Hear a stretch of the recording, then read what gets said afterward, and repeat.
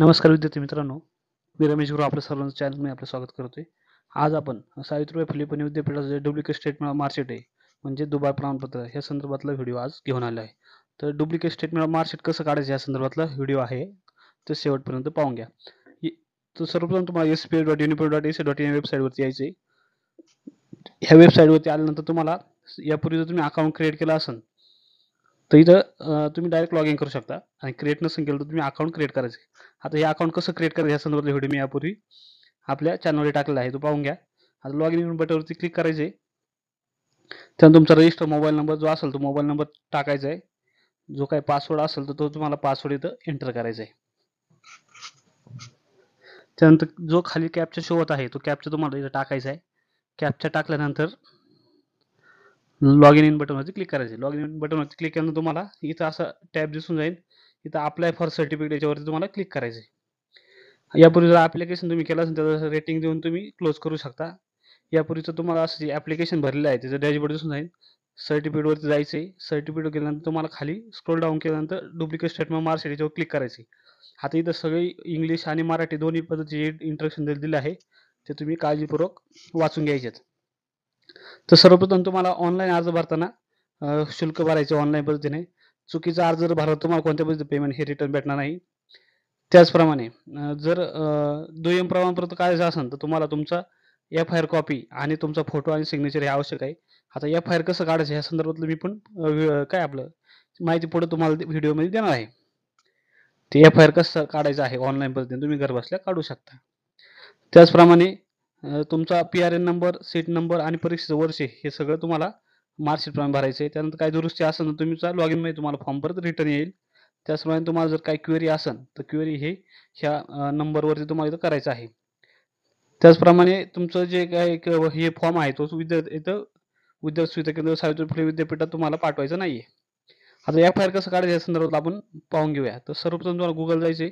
Pune police lost and found. जर तुमचं order असेल तर ऑर्डर तुम्ही इथं टाकू शकता. नाशिक वगैरे काय असेल, अहमदनगर जे काय असेल ते तुम्ही टाकू शकता. पिंपरी चिंचवड असेल पिंपरी चिंचवड, नागपूर असेल नागपूर, जे काय असेल तुम्ही ते समजा Nashik police lost and found. आता मी पुण्यातला आहे तर Pune police lost and found हे असं गुगलला सर्वप्रथम सर्च करून घेईन. अशा पद्धतीचं पिंपरी चिंचवड केलं तर पिंपरी चिंचवडचं असं येऊन जाईल.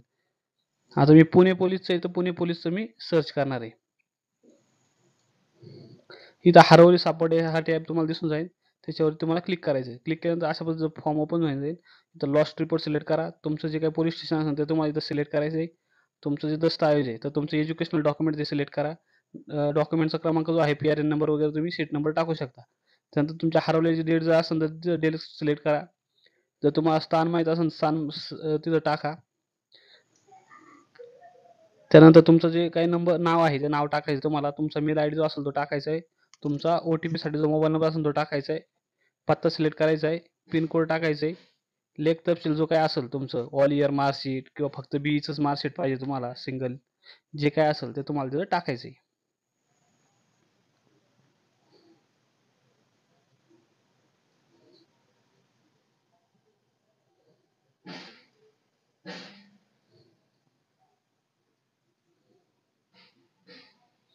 जे काय असेल आणि ह्या चेकबॉक्सवरती क्लिक करायचं आहे. जो काही कॅप्चा असेल तो कॅप्चा टाकायचा आहे आणि जमा बटनवरती तुम्हाला क्लिक करायचं आहे. हे केल्यानंतर तुम्हाला तुमचा OTP तुमच्या मोबाईल नंबरवरती शेअर होऊन जाईल. कधी काही एरर आला तर परत तुम्ही रिसबमिट करू शकता. जमा केल्यानंतर तुम्हाला असा OTP सक्सेसफुली शेअर असं होईल. तुमचा मोबाईल नंबर OTP येईल. OTP आल्यानंतर तो जो काही असेल 6 नंबर डिजिट हे तुम्हाला टाकायचं आहे आणि सबमिट बटनवर तुम्हाला क्लिक करायचे. सबमिट बटनवरती क्लिक केल्यानंतर तुम्हाला FIR ची कॉपी जनरेट होईल, जी की तुम्हाला PDF स्वरूपात सेव्ह करून ठेवायची. त्यानंतर तुम्हाला इथं परत यायचं आहे. इथं चेकबॉक्सवर क्लिक करायचं आहे. अप्लाय फॉर बटनवरती क्लिक करायचं आहे. इथं सगळं अशा पद्धतीचा डुप्लिकेट स्टेटमेंट ऑफ मार्कशीटचा फॉर्म तुम्हाला शो होईल. जो काही तुमचा PRN नंबर असेल तो PRN नंबर टाका. PRN नंबरने ऑटोमॅटिक तुमची माहिती इथं खाली येऊन जाईल. नसेल तर तुम्ही 0 टाकू शकता. तुमचा सीट नंबर जो मार्कशीट आहे तो प्रमाणे टाका. तुमचं जेंडर सिलेक्ट करा. त्यानंतर तुमचं जे स्टुडंटचं काय नाव असेल ते तुम्ही नाव टाकायचं मार्कशीट प्रमाणे. त्याचप्रमाणे इथं पुढं मराठीत पण तुम्हाला नाव तिथं टाकायचं आहे. व तुमचं जे मम्मीचं नाव आहे म्हणजे आईचं नाव ते पण टाकायचं इथं, उज्ज्वला काय असेल ते. आत त्यानंतर तुमचं जर रिझल्ट तुमचा जर डिक्लेअर झालेला आहे आणि कोणतं जर आईच्या नावात वगैरे चेंजेस असेल तर तुम्ही ते येस करू शकता किंवा नो करायचे. तुमचा पण पिनकोड जो टाकायचा ॲड्रेस, तुमचा जो ॲड्रेस असेल तुम्हाला ज्या ॲड्रेसवरती हवे तो ॲड्रेस टाकू शकता परमनंट वगैरे. त्यानंतर तुमचा मोबाईल नंबर तुम्हाला इथं एंटर करायचा आहे. त्यानंतर तुमचा ईमेल आय डी जो असेल तो ईमेल आय डी तुम्हाला इथं टाईप करायचा आहे. आता इथं तुम्हाला इथं पिनकोडचे हे आहे त्याच्यात क्लिक फॉर चेंजवरती करायचं आहे. तुमचं जे कॉलेजचं नाव आहे ते कॉलेजच्या नावावरती सर्च बॉक्समध्ये तुम्हाला इथं सर्च करायचं आहे. सर्च आल्यानंतर तुमचं कॉलेजचं नाव तिथं शो होऊन जाईल. पुढं सिलेक्ट बटनवर तुम्हाला फक्त इथं क्लिक करायचं. सिलेक्ट बटनवर क्लिक केल्यानंतर असं मेसेज येऊन आणि ऑटोमॅटिक तुमचं हे फिल होऊन जातील. त्याचप्रमाणे खाली फॅकल्टी आहे. जी फॅकल्टी जर असेल तुमची ती फॅकल्टी तुम्हाला सिलेक्ट करायची. तुमचं कोर्स नेम जो असेल ते कोर्स नेम तुम्हाला सिलेक्ट करायचे. तुमचं जे पासिंग इयर आहे ते पासिंग इयर पण तुम्हाला इथं खाली सिलेक्ट करायचे. आता समजा आर्ट्स असेल तर आर्ट्स सिलेक्ट करू शकता. कॉमर्स असेल, इंजिनिअरिंग असेल, इंजिनिअर सिलेक्ट करू शकता. त्याचप्रमाणे तुमचं जे पासिंग मंथ इयर आहे ते मंथ इथं तुम्हाला इथं सिलेक्ट करायचं. ऑगस्ट, एप्रिल काय असेल ते. त्याचप्रमाणे तुमचं पासिंग इयर जे आहे 2025, 23 काय असेल ते तुम्हाला सिलेक्ट करा. तुमचा रिझल्ट पास आहे, फेल आहे, काय असेल ते तुम्हाला तिथं ड्रॉप बॉक्समध्ये येऊन जाईल. ते तुम्हाला तिथं सिलेक्ट करायचे. फर्स्ट क्लास असेल, सेकंड क्लास असेल, काय असेल ते ग्रेडमध्ये तुम्हाला ते सिलेक्ट करायचे. त्यानंतर सिलेक्ट इयर जे आहे तुमचं, कोणत्या इयरचं तुम्हाला मार्कशीट हवे. फर्स्ट इयर असेल, सेकंड इयर असेल, थर्ड इयर असेल किंवा लास्ट इयर जे असेल ते तुम्हाला ते सिलेक्ट करायचं आहे. तुमचा डिलिव्हरी टाईप जो आहे बाय पोस्ट पाहिजे का बाय हँड पाहिजे असे 2 ऑप्शन दिलेले आहेत.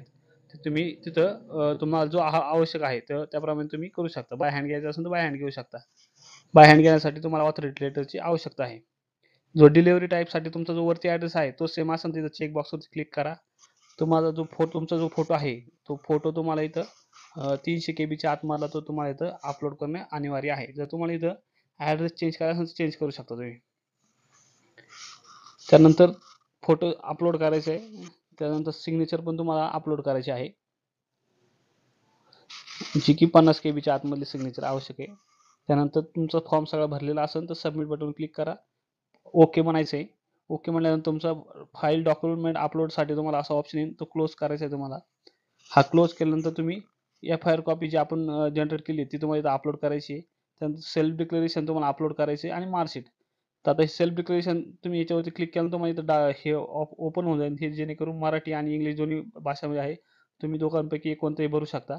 जिथं की तुमचं इथं स्वतःचं नाव, वडिलांचं नाव, त्यानंतर स्वतःचं एज, ऑक्युपेशन तुमचं काय असेल ते, तुमचा आधार कार्ड नंबर, UID नंबर म्हणजे खाली तुमचं प्लेस, डेट आणि ॲप्लिकेशन सिग्नेचर हे टाकायचे. मराठीत पण तुम्ही हे भरू शकता आणि याची PDF तुम्हाला स्कॅन स्वरूपात तिथं अपलोड करायची हे इथं ह्या ठिकाणी. त्यानंतर FIR कॉपी आपण अपलोड करूया.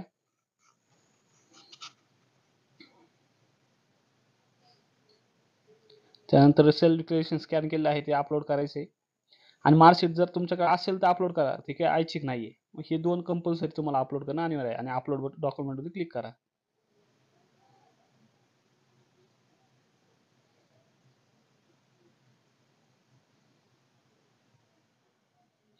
अपलोड डॉक्युमेंटवरती क्लिक केल्यानंतर थोडा वेट घेईल आणि डॉक्युमेंट सक्सेसफुली अपलोडेड असा तुम्हाला मेसेज पण येऊन जाईल.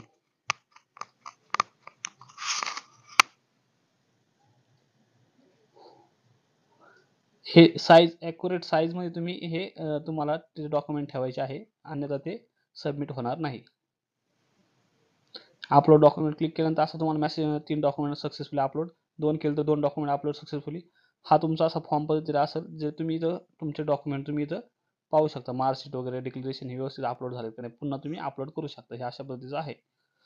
त्यानंतर तुम्ही क्लोज करायचं आहे आणि प्रोसेड टू पे बटनवर तुम्हाला इथं खाली जाऊन क्लिक करायचे. क्लिक केल्यानंतर तुम्हाला पेमेंट गेटवेचा ऑप्शन येईल असा, जिथे की तुमचा ॲप्लिकेशन ID जनरेट झालेला असेल, चलन नंबर, तुमचं काय डिटेल असेल ती, तुमचं चलन अमाऊंट, याच्यावरती चेकबॉक्सवर क्लिक करा. त्यानंतर तुम्हाला credit card, debit card, UPI आणि नेट बँकिंग तुम्ही इथं पेमेंट करू शकता. आता समजा मला UPI करायचं आहे, हा QR कोड ओपन होईल. तुमच्या मोबाईलमधून तुम्ही हा QR कोड स्कॅन करून तुमचं पेमेंट करू शकता. पेमेंट केल्यानंतर तुम्हाला सक्सेसफुली असा मेसेज येऊन जाईल. सक्सेसफुली मेसेज आल्यानंतर समजा फेल झालं तर असा फेल मेसेज येऊन जाईल. तर तुम्हाला परत स्टुडंट डॅशबोर्डला यायचे, तुमचा हा रेटिंग देऊन क्लोज करायचे. अशा पद्धतीने तुमचं ॲप्लिकेशन इथं डॅशबोर्डला शो होऊन जाईल पेमेंट जर पेमेंट पेंडिंग असेल तर तुम्ही मेक पेमेंट करू शकता आणि पेमेंट तुमचं सक्सेस झालं तर सक्सेसचा मेसेज येऊन जाईल आणि तुम्हाला व्ह्यू ॲप्लिकेशन किंवा डाउनलोड्ससाठी हा ऑप्शन येऊन जाईल. अशा पद्धतीने ही डुप्लिकेट स्टेटमेंट ऑफ मार्कशीटची प्रोसेस आहे.